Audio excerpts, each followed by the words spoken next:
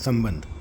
यद्यपि देवताओं की उपासना का फल सीमित और अंत वाला है, फिर भी मनुष्य उसमें क्यों उलझ जाते हैं, भगवान में मन क्यों नहीं लगाते, इसका उत्तर आगे के श्लोक में देते हैं। अव्यक्तम व्यक्तिमापन्नम मन्यन्ते माम बुद्धयः परम भावम जानन्तो ममाव्यय मनुत्तमम। बुद्धिहीन मनुष्य मेरे परम अविनाशी और सर्वश्रेष्ठ भाव को न जानते हुए अव्यक्त मन इंद्रियों से पर मुझ सच्चिदानंद घन परमात्मा को मनुष्य की तरह शरीर धारण करने वाला मानते हैं। व्याख्या। जो मनुष्य निर्बुद्धि है और जिनकी मेरे में श्रद्धा भक्ति नहीं है, वे अल्प मेधा के कारण अर्थात समझ की कमी के कारण मेरे को साधारण मनुष्य की तरह अव्यक्त से व्यक्त होने वाला अर्थात जन्मने मरने वाला मानते हैं। मेरा जो अविनाशी अव्यय भाव है अर्थात जिससे बढ़कर दूसरा कोई हो ही नहीं सकता और जो देश काल वस्तु व्यक्ति आदि में परिपूर्ण रहता हुआ इन सब से अतीत सदा एक रूप रहने वाला निर्मल और असंबद्ध है, ऐसे मेरे अविनाशी भाव को वे नहीं जानते और मेरे अवतार लेने का जो तत्व है उसको नहीं जानते। इसलिए वे मेरे को साधारण मनुष्य मानकर मेरी उपासना नहीं करते, प्रत्युत देवताओं की उपासना करते हैं। अबुद्धयः पद का यह अर्थ नहीं है कि उनमें बुद्धि का अभाव है, प्रत्युत बुद्धि में विवेक रहते हुए भी अर्थात संसार को उत्पत्ति विनाशशील जानते हुए भी इसे मानते नहीं। यही उनमें बुद्धि रहितपना है, मूढ़ता है। दूसरा भाव यह है कि कामना को कोई रख नहीं सकता, कामना रह नहीं सकती, क्योंकि कामना रहने पहले नहीं थी, कामना पूर्ति के बाद भी कामना नहीं रहेगी। वास्तव में कामना की सत्ता ही नहीं है, फिर भी उसका त्याग नहीं कर सकते। यही अबुद्धिपना है। मेरे स्वरूप को न जानने से वे अन्य देवताओं की उपासना में लग गए और उत्पत्ति विनाशशील पदार्थों की कामना में लग जाने से वे बुद्धिहीन मनुष्य मेरे से विमुख हो गए। यद्यपि वे मेरे से अलग नहीं हो सकते तथा मैं भी उनसे अलग नहीं हो सकता, तथापि कामना के कारण ज्ञान ढक जाने से वे देवताओं की तरफ खिंच जाते हैं। अगर वे मेरे को जान जाते तो फिर केवल मेरा ही भजन करते। बुद्धिमान मनुष्य वे होते हैं जो भगवान की शरण होते हैं, वे भगवान को ही सर्वोपरि मानते हैं।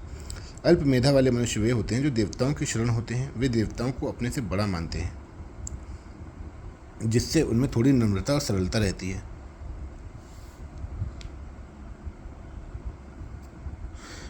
अबुद्धि वाले मनुष्य वो होते हैं जो भगवान को देवता जैसा भी नहीं मानते, किंतु साधारण मनुष्य जैसा ही मानते हैं। वे अपने को ही सर्वोपरि सबसे बड़ा मानते हैं। यही तीनों में अंतर है।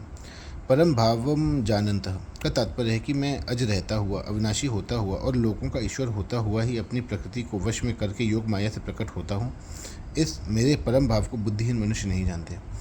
अनुत्तमम कहने का तात्पर्य है कि 15वें अध्याय में जिसको क्षर से अतीत और अक्षर से उत्तम बताया है, अर्थात जिससे उत्तम दूसरा कोई है ही नहीं, ऐसे मेरे अनुत्तम भाव को वे नहीं जानते। विशेष बात।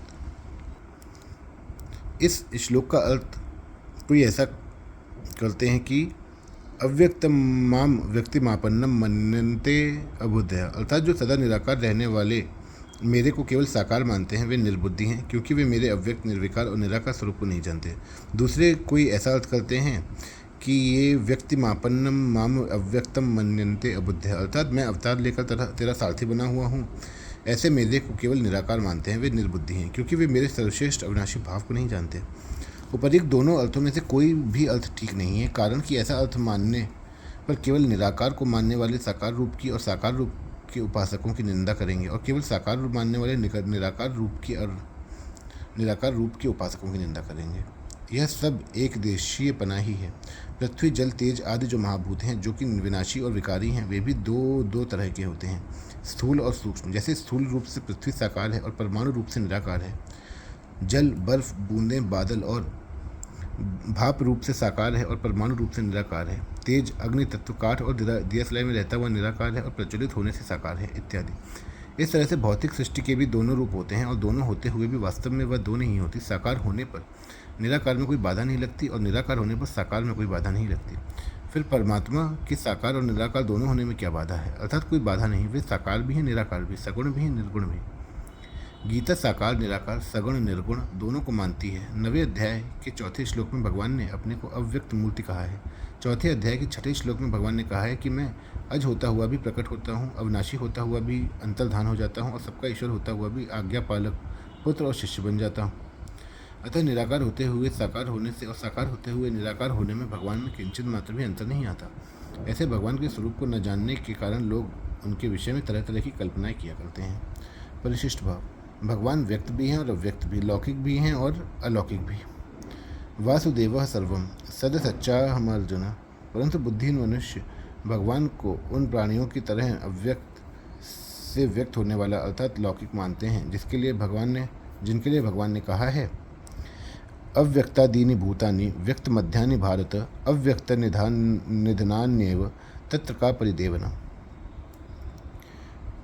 हे भारत, सभी प्राणी जन्म से पहले अप्रकट थे और मरने के बाद अप्रकट हो जाएंगे, केवल बीच में ही प्रकट होते हैं, अतः इसमें शोक करने की बात ही क्या। भगवान मनुष्य की तरह अव्यक्त से व्यक्त नहीं होते, प्रत्युत अव्यक्त रहते हुए ही व्यक्त होते हैं और व्यक्त होते हुए भी अव्यक्त रहते हैं। परम भगवान देवताओं की उपासना करने वालों को श्रद्धा भी देते हैं और उनकी उपासना का फल भी देते हैं। यह भगवान का परम अर्थात पक्षपात रहित भाव है। अव्ययम देवता सापेक्ष अविनाशी हैं, सर्वथा अविनाशी नहीं, परंतु भगवान निरपेक्ष अविनाशी है। उसके समान अविनाशी दूसरा कोई नहीं है और हो भी नहीं सकता। अनुत्तमम भगवान प्राणी मात्र का हित चाहते हैं, यह भगवान का सर्वश्रेष्ठ भाव है। इससे श्रेष्ठ दूसरा कोई भाव हो ही नहीं सकता।